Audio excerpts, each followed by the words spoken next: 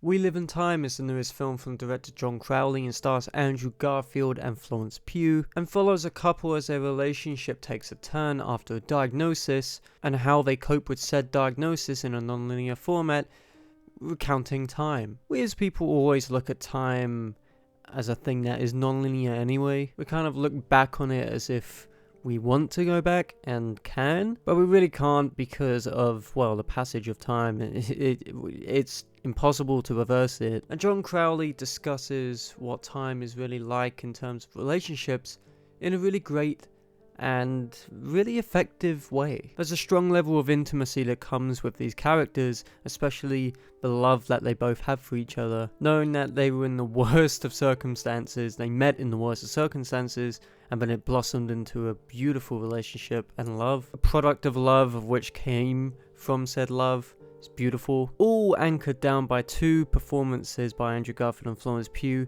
which have so much chemistry. The chemistry is off the charts. They almost felt like a real relationship after a while. It was really gorgeous to see. Seeing two actors put their lives on the line and put their heart on the line more specifically for a role like this is, yeah, it was very pleasing. Not to mention how heartbreaking the story is. It is such a heartbreaker, especially considering what I'm going through at the minute, especially with the grievance process. I still haven't fully grieved, and that disease which she has taken someone very important away from me. So watching this was maybe not the best idea, but at the same time, it was almost therapeutic to watch it. It's almost therapeutic to watch a reenactment of something which you have gone through, which might not help the situation, but it does ease it a little bit. And this film definitely does. It really does. I want to go back to the non-linear storyline, because the film is told in a very non-linear way.